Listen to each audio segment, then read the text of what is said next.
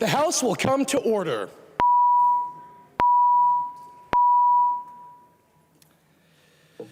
Members, today let us bow our heads for a few moments in silent reflection in our own individual traditions.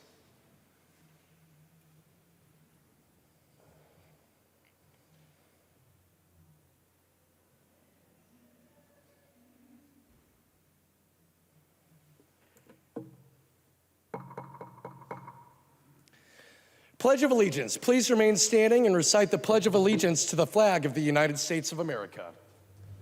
I pledge allegiance to the flag of the United States of America and to the republic for which it stands, one nation, under God, indivisible, with liberty and justice for all.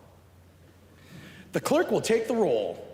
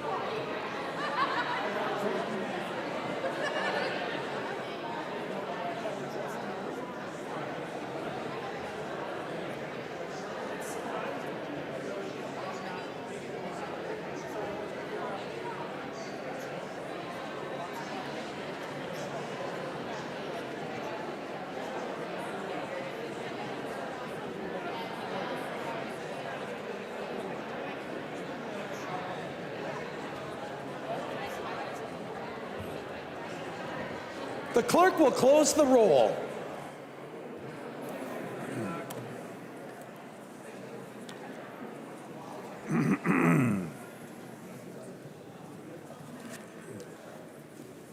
A quorum is present. The clerk will read the journal of the preceding day. Journal of the House, 93rd Session, 2023, 68th day, St. Paul, Minnesota, Friday, May 12th, 2023. If there is no objection, further reading of the journal will be dispensed with, and the journal will be approved as corrected by the chief clerk. Hearing no objection, the journal is approved as corrected by the chief clerk. Introduction of bills. The following House files have been offered for introduction today. The chief clerk will report the House files and give them their first reading. Introduction of first reading of House Files 3316 through 3320. First reading House Files 3316 through 3320. Motions and resolutions. Long moves that the Conference Committee report on House File number 2292 be taken from the table. I recognize the maker of the motion, the member from Hennepin, Representative Long. Thank you, Mr. Speaker. That is my motion. All those in favor of the motion that the Conference Committee report on House File 2292 be taken from the table, please say aye. Aye. Those opposed, please say no. No. The motion prevails. There's a motion at the desk. The clerk will read the motion. Daniels moves that the House refuse to adopt the report of the Conference Committee on House File number 2292 and that the bill be returned to the Conference Committee. Discussion to the motion. I recognize the member from Stearns, Representative Perryman. Thank you, Mr. Speaker. I'm kind of glad to be the first today out of the box here because we've all had some great sleep, and I had some great sleep and some great thoughts to think about over it. And I really wanted to say publicly, and anybody watching at home, thank you, Representative Daniels, for bringing this to everyone's attention, because this is the voice of Minnesotans that are being squelched, not just you. And he is the nicest guy. I'm going to tell you, the first person I met when I came on board here was Representative Daniels, and he's just the most wonderful, kind guy with no unintended consequences in what he does. He's straightforward, and he has the biggest heart, and he wants to do things for Minnesota to make us better. So with that all said, thank you. The Love Fest is over. This is going to be Rep. Daniels' time here. Conference committees. I want to address this. When I started hearing about conference committees, I was thinking, wow, that's pretty honorable to be on those. So every time one of our reps got on a conference committee and you announce it from up there, I was like, congratulations. And I'd go to each of those reps and congratulate them, because that is so special. And I also thought our leader is appointing them to these conferences too. So our leader knows what she's doing, right? I'm hoping we all agree to that. So it's kind of sad to me now that conference committees are kind of a selective world, that you could be heard or you're not going to be heard. And so it disappoints me in that regards, and I'm sorry that the process is not being fulfilled. The process of conference committees, I got the rules and regulations, just are not being fulfilled. So what I want to say is, since we're not fulfilling it, Representative Daniels' voice has been squelched, as I said. And heck, really all our voices are being squelched this session, I feel. Our constituents are not getting what they voted us to do our work about here. And when you hear this kind of squelching, it's really heartening to me.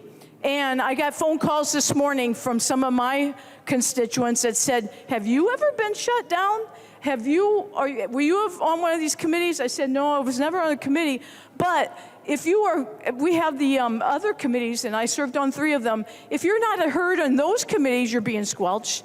So big time, I just don't think the Minnesotans are getting our voices out there. And would Representative Daniels yield to a question?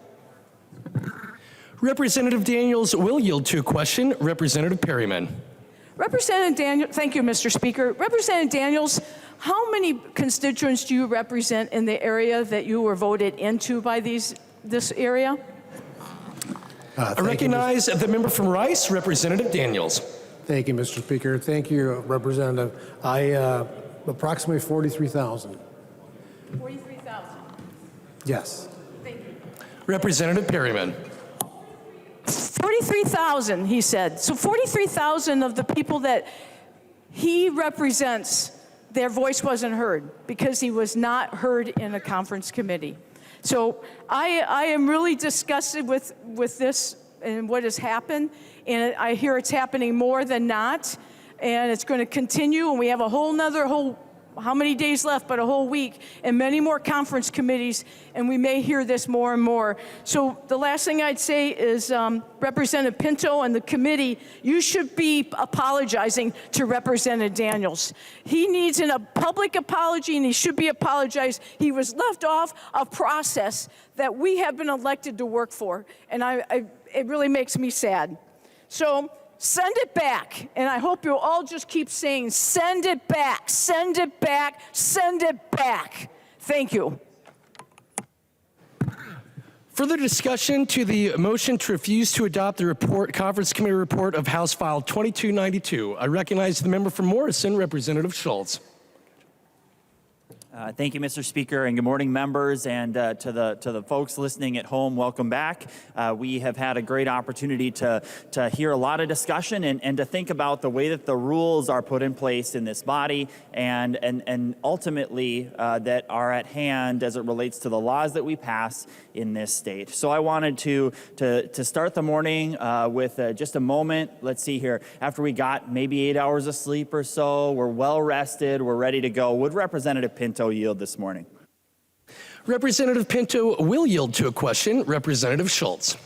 Thank you, Mr. Speaker, and Representative Pinto, having had the chance to more further review the joint rules between the House and the Senate, again adopted in 2009, and the things that we should be adhering to, and specifically that point where it talks about all conference committees shall be open to the public. Representative Pinto,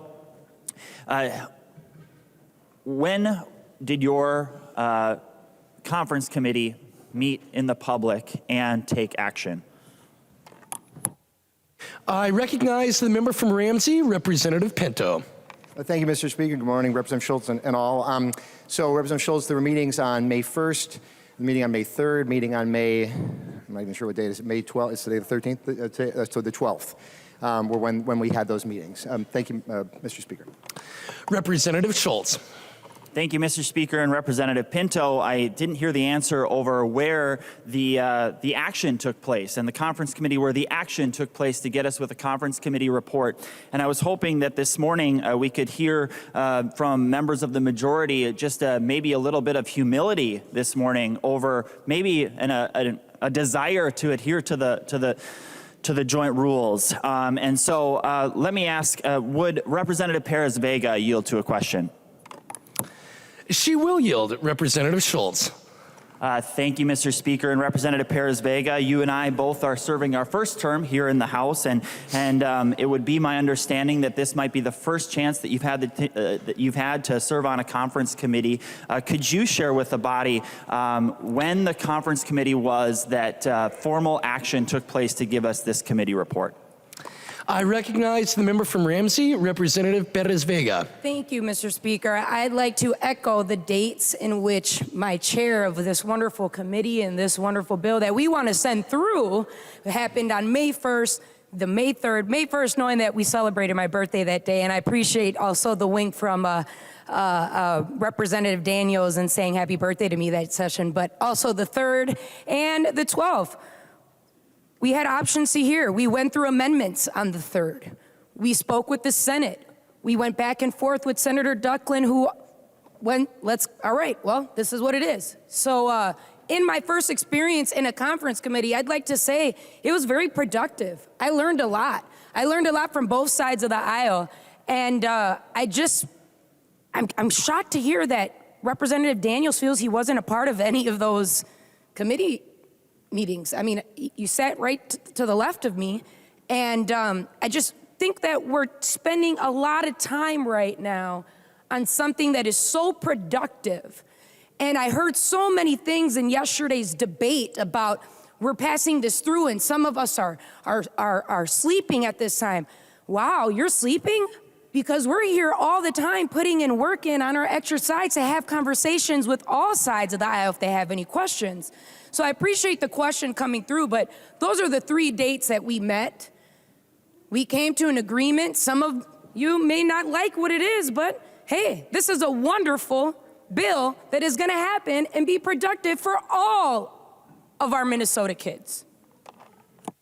Representative Schultz.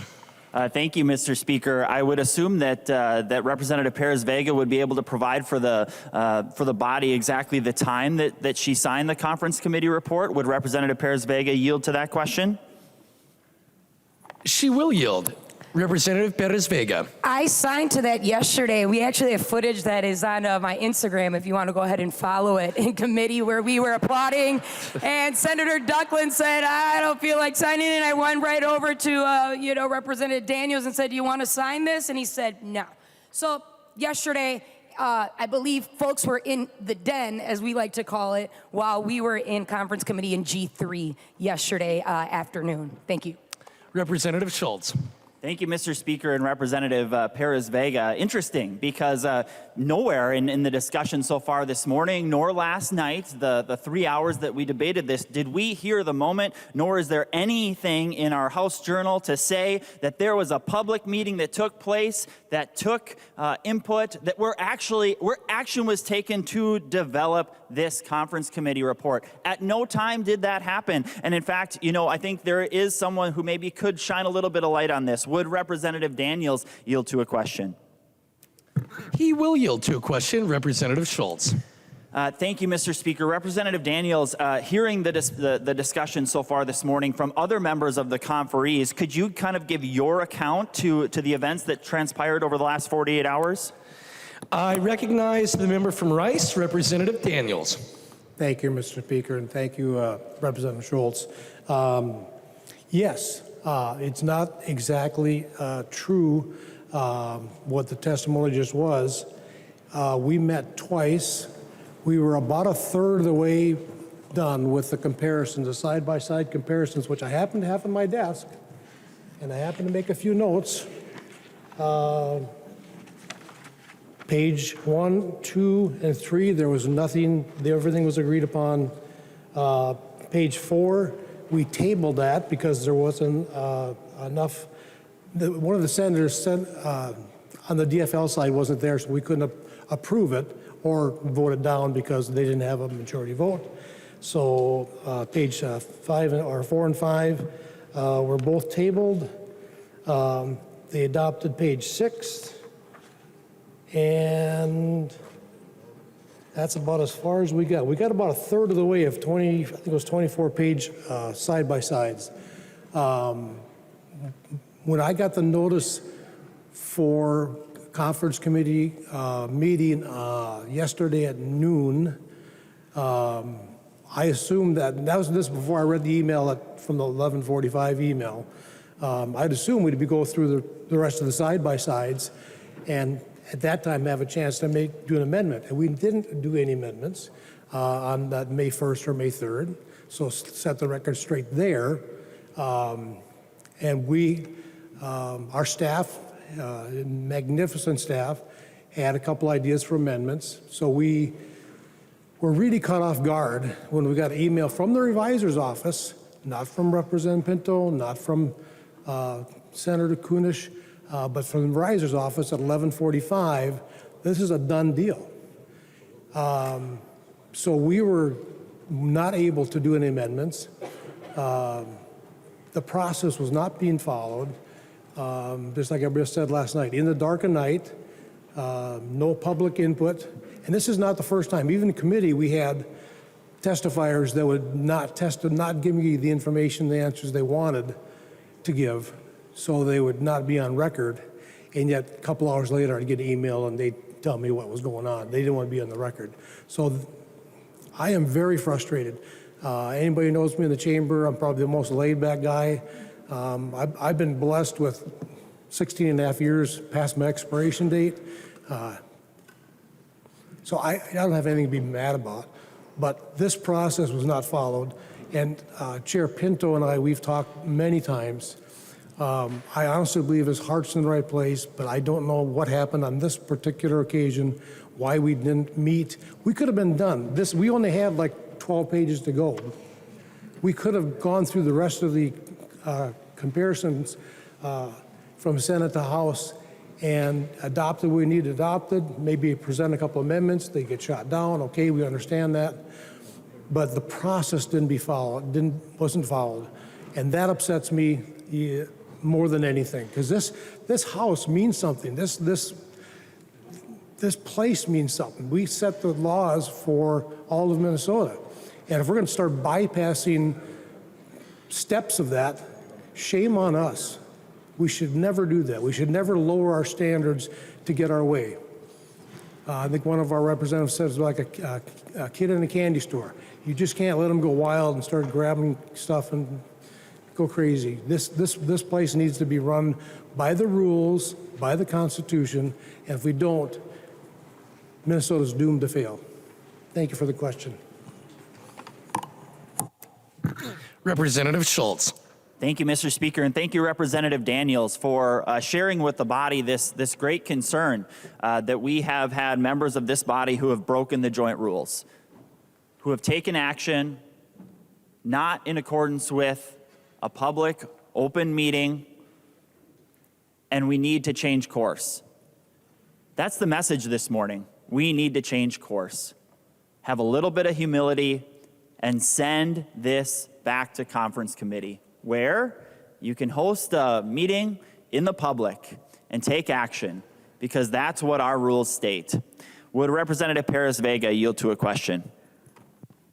She will yield. Representative Schultz. Thank you, Mr. Speaker. Representative Perez-Vega, earlier this session, we all were sworn in here, and then we had the chance to go to our first committee hearings. And amidst the first things that we did, we adopted committee rules. And we adopted the rules of this House.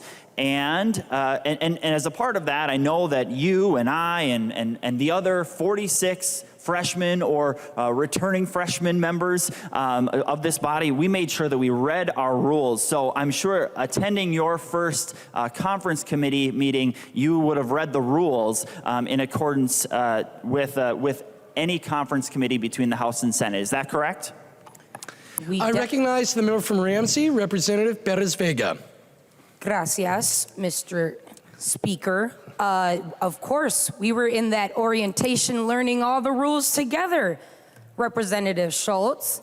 And I have the great leadership and mentorship of a great champion of this legislation who's been fighting for the city that I represent, and a great chair not only of this committee, but also the delegation of the capital city that we sit in, who reviewed rules and made sure that if I had any questions as a fresh woman in this den of lions here today, he would be sure to help me through with not only his mentorship, but the great leadership of our majority leader amongst several colleagues that have been here. East Side J. Jean, got to give it up for my rep, Jean, because if there's anyone who knows that it's okay as someone that's new to learn something, but always know that if you've been a returning student of the craft of law, that you continue to ask questions. We had several minutes in which so many different committees from the start of this session until yesterday's, where folks from the public and members of this legislation could have asked a question and received an answer. Maybe sometimes a lot of folks, maybe more on your side of the aisle, you don't like the answer that you're getting. But we'll tell you, we're listening, we're trying to work together, and we're working this right through. Thank you, Chair Pinto.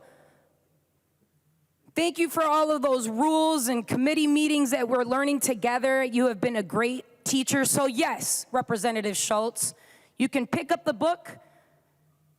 We have that right when we were sworn in and I was holding my beautiful black Puerto Rican daughter in front of this space that has not been opened for her, that is already calling her a statistic. And this early childhood and early education platform allows her and so many like us to feel strength and hope when mom's reading rules and asking questions. Representative Schultz. Thank you, Mr. Speaker. And certainly what we want to make sure that the people of Minnesota know, and every young person who hopefully will be the benefit to a bill like this, is that we follow our rules. We lead with the rules.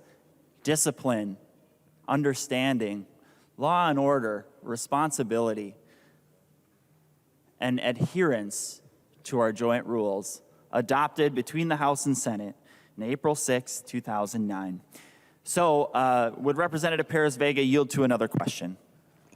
She will yield. Representative Schultz. Thank you, Mr. Speaker. Representative Perez-Vega, in a conversation last night in regards to how we got to this conference committee report, there was discussion made about a time at which stakeholders were at the table discussing exactly what the contents of this bill are, and it was from that conversation that that we got this conference committee report. Could you share with the body when that took place? I recognize the member from Ramsey, Representative Perez-Vega. Thank you, Mr. Speaker. I almost called you Senor Speaker, and that would be okay too. May 1st, we met, and as a fresh woman in that committee, on my birthday, my first conference committee, we met there for about a little over an hour or so. We went through the legislation. May 3rd again. May 12th, yesterday, afternoon. Go to my Instagram. Many of you might like it, many of you might not. It's okay. We have a choice. And my answer to your question is that we met yesterday afternoon. And that is the first time that I was signing and approving something that we went through our committee Speaker, point of together. parliamentary inquiry. Representative New Brindley, please state your point of parliamentary inquiry. Thank you, Mr. Speaker. I'm wondering if you can let us know exactly, we're talking about the adoption of the conference report. Can you let us know who signed the conference report and at what time the conference report was signed?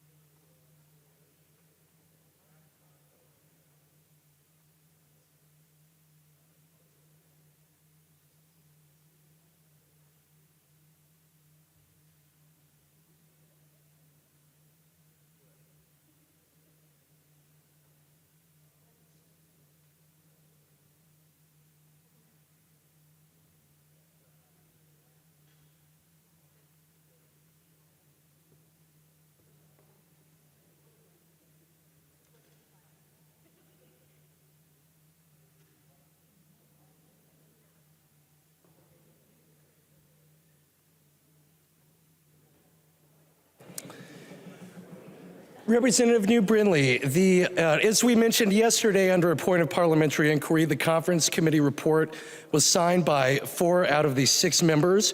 I have received the times of their signatures. Representative Pinto signed it on Friday, May 12th, 2023 at 12:37 a.m. Representative Perez-Vega signed on Friday, May 12th, 2023 at 11:38 a.m. Senator Melissa Wickland signed on Friday, May 12, 2023 at 10:48 a.m. And Senator Mary Kunesh signed on Friday, May 12, 2023, to the best of my knowledge, at 8 a.m. Representative Perez-Vega, you have the floor. Mr. Speaker, point of parliamentary inquiry. Representative New Brindley, state your point of parliamentary inquiry. So if I'm understanding this correctly, point of parliamentary inquiry, how many... Please state your point of parliamentary inquiry. Yes, how many signatures were required on the conference report to bring it before the body?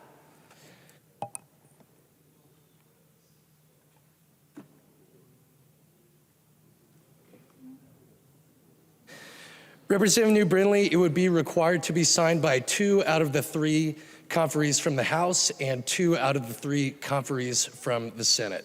And Mr. Speaker, point of parliamentary inquiry. Representative Brindley, please state your point of parliamentary inquiry. Can you please repeat when Senator Kunesh signed the conference report? Actually, Mr. Speaker, we did not have two House conferees sign the report by 9 o'clock yesterday morning, and yet we brought this bill to the floor at 9 o'clock last night, which would follow the 12-hour rule. It seems that this conference report was out of order when it was brought to the floor. Is that correct? Representative New Brindley, we had a point of order on that yesterday, and all right, if you would like to raise a point of order, you can raise a point of order. Right now, I'm trying to answer your point of parliamentary inquiry.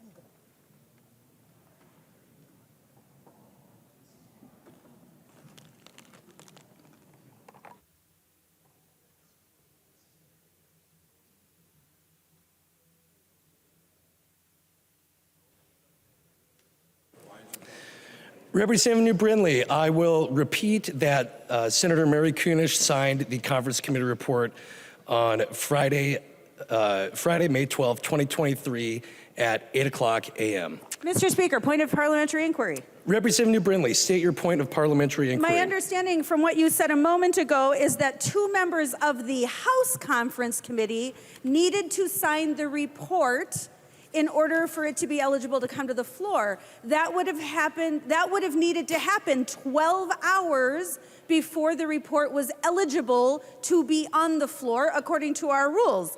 We were just told that Pinto signed at 12:37 a.m., so certainly his signature would have been well within that window, but we were told that Representative Perez-Vega signed the report at 11:38 a.m. Now, while that is significantly earlier than the 3 o'clock meeting she has said on the floor, that is well after 9 o'clock, which would have been the required time to make this conference report eligible to be brought forward to the floor by 9 o'clock last night. Is that correct?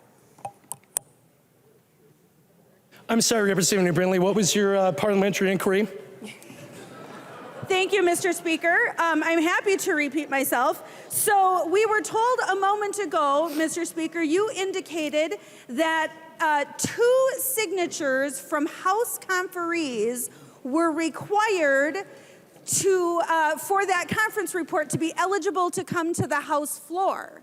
I'm sorry, I can wait. So you indicated that 2 signatures of House conferees were required for the conference report to be eligible to be brought to the House floor. There is a 12-hour rule in place once those signatures are given. Representative Pinto, you just indicated that Representative Pinto signed the conference report at 12:37 a.m. That would certainly be well within the window to bring the report forward by 9 o'clock last night. However, Representative Perez-Vega, now she thought she didn't sign it till 3. That's not correct. Your records indicate that she signed it at 11:38. That would mean that this bill, that this conference report was brought to the floor improperly at 9 o'clock last night. Is that correct? Representative New Brindley, according to the records that we've received from the revisor's office, Representative Perez-Vega signed the report on Friday, May 12th, 2023 at 12:38 a.m. Representative New Brindley. Mr. Speaker, point of parliamentary inquiry. State your point of parliamentary inquiry. Can I ask where we're getting this information? Because a moment ago, literally less than 5 minutes ago, you told us that Representative Perez Vega signed the conference report at 11:38 in the morning, meaning significantly later. That was mid-morning. And frankly, Representative Perez Vega told us that she signed the report at 3 o'clock in the afternoon. So we have now heard 3 different times that this conference report was signed. Do we have a hard copy of the conference report for review by this body? Representative New Brindley, I would be happy to make a copy of the records that I've received from the revisor's office stating that Representative Perez Vega signed the report on Friday, May 12th, 2023 at 12:38 a.m. I would be happy to provide you with a copy of this electronic signature when she approved the report. I recognize the member from Hennepin, the Majority Leader, Representative Long. Thank you, Mr. Speaker. I move to table the Daniels motion. Representative Long moves to table the motion. It is a non-debatable motion. All those in favor, please say aye. Aye. Those opposed, please say no. No. The motion prevails. Division. Mr. Speaker. Representative Schultz has requested division on the motion to Mr. Speaker. Representative Koznick. I stand for parliamentary advice that no other member should be allowed back on the floor when we take division that didn't participate in the voice call.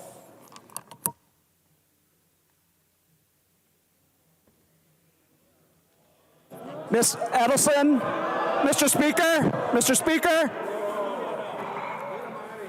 Mr. Speaker. Members, please take your conversations off of the House floor.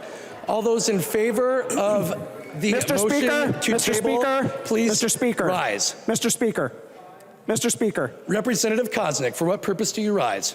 Mr. Speaker, I previously rose to advise the Speaker that members that did not participate in the voice vote not be allowed to participate in division. We had a number of representatives enter the House floor. I could name them for you if you'd like, or I would prefer you instruct the members that did not participate in the voice vote to remove themselves from the chamber. Representative Koznick, it is a custom and usage of the Minnesota House of Representatives for more than 50 years that during a division, people who were not on the floor come into the body. We will have a division right now. All those who voted in favor of the motion to table, please stand.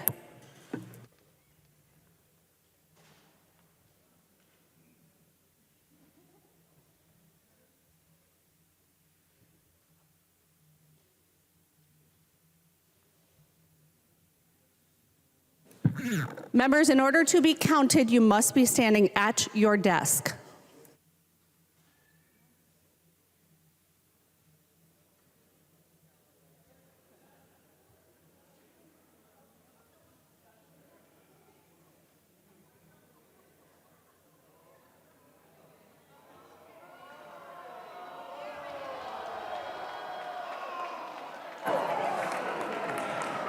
Madam Speaker.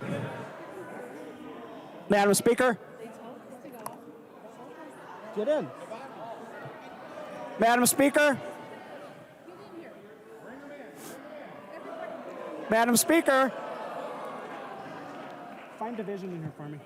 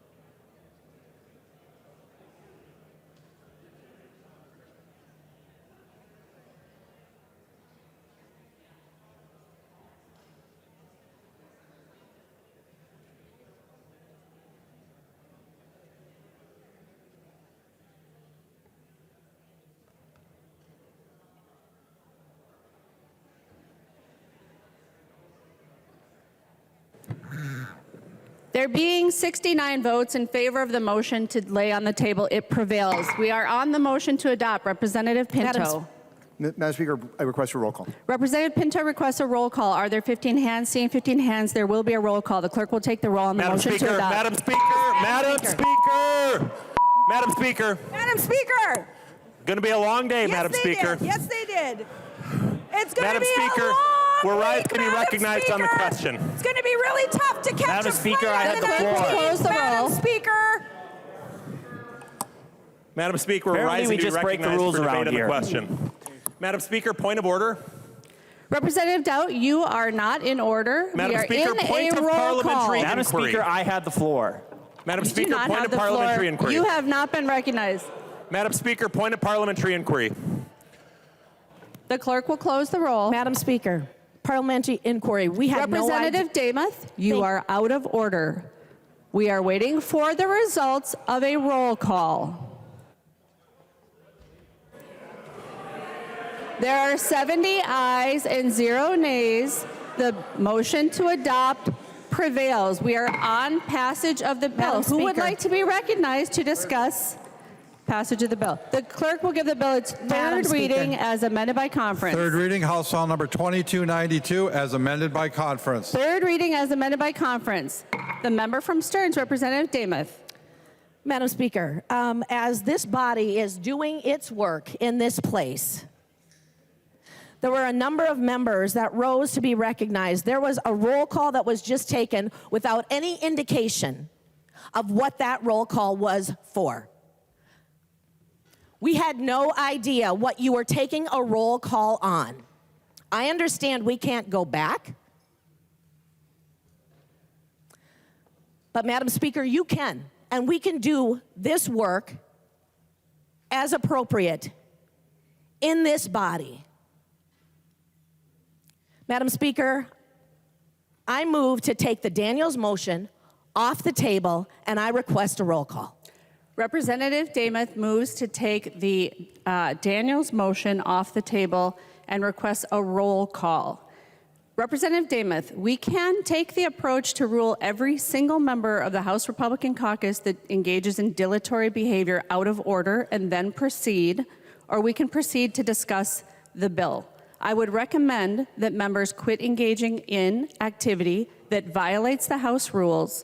The majority has rights and the minority has rights. We have discussed the Daniels motion for 3 hours and 55 minutes, which is sufficient. Representative Demuth. Thank you, Madam Speaker. I understand that there was another officer presiding right now when we had this discussion earlier. Our question on this bill was, when was the conference committee actually signed to make sure 2 members of the House properly had signed? We were getting conflicting information on that. That was what we were trying to clarify, to know that if it was even proper for us to be hearing this bill at this time. We heard 3 different times, Madam Speaker. We were looking for clarification. We have no problem debating this bill. We would like to do that. We need to know that the information that was presented this morning in this body was actually correct when we heard 3 different times. Representative Demuth, your motion to take from the table is not in order. In order for it to be in order, you would have to move to reconsider the vote by which the report was adopted. And at that point, if that were to be reconsidered and to succeed, then you could move to take the motion from the table. Representative Demuth. Thank you, Madam Speaker. I would move to reconsider. Representative Demuth moves to reconsider the adoption of the conference And Madam committee Speaker- report. And I imagine she requests a roll call. Yes, thank you, Madam Speaker. She requests a roll call. Seeing 15 hands, there will be a roll call. Discussion. Representative Demuth, if you would like Representative Pinto to yield to a question about the conference committee report, I would suggest he's the person in best possession of the information to answer your question. Representative Demuth. Thank you, Madam Speaker. Would Representative Pinto yield for a question? He will. Representative Demuth. Thank you, Madam Speaker. Representative Pinto, you and I have worked my entire time in this body on early childhood. And I know that is a very important topic and consideration for both you and I. As we are debating this conference committee report, as you have heard the concerns at length from our side of the aisle, making sure that the public's voice was heard, that our conferee was given an opportunity to provide input from our caucus on this important issue. Representative Pinto, we heard 3 different times that one of the members on the conference committee had actually signed the report, and they were all conflicting. Could you provide, again, for this body, the actual times that those conference committee reports were signed by the conferees? And then we'll get to talk anymore. Representative Pinto. Thank you, Madam Speaker, and thank you, Leader Namath, for the question. So, because I believe that the Speaker may have misspoken a little bit ago, and so if you look at the back page of the Conference Committee report, the back couple pages, there's attachments that are included there that have timestamps. And so the times for purposes of the rules, as I understand it, are listed that it says, as it was said, 12:37 a.m. for one member of the House. For me, 12:38 a.m. for another member of the House, Representative Perez-Vega. 12:48 a.m. for a member of the Senate, Senator Wickland, and then these are all yesterday's timestamps, and then 8 a.m. yesterday for Senator Kunesh. That's for purposes of sort of starting as I understand it, so the 12-hour rule. As Representative Perez-Vega referenced, there was also, folks, there was a physical signing of the document as well that happened at the conference meeting yesterday afternoon. But as far as for purposes of, I believe there's a 12-hour period that runs, those are the timestamps that are in the document we all have, and I believe that those are the correct timestamps. If a prior speaker may have misspoken about a couple of those times, I believe that what I just said are the correct ones, Madam Leader and Madam Speaker. Representative Namath. Thank you, Madam Speaker. And Representative Pinto, I appreciate the information that you provided. Earlier in this chamber, we heard from one of the conferees, Representative Perez-Vega, that we could look at a video to prove when it was signed at 3 p.m. And Madam Speaker, my concern on this is that we did not follow our rules as far as the 12-hour rule. I understand and I appreciate what Representative Pinto has pointed out, but our concern on this side of the aisle is that we were not given the appropriate time and notification when that was happening. There's question on the transparency, and Madam Speaker, I would move to reconsider. Representative Long. Madam Speaker, I move a recess to the call of the Speaker. Representative Long moves a recess to the call of the Speaker. All those in favor, please say aye. Aye. Those opposed, please say no. No. The motion prevails. The House is in recess.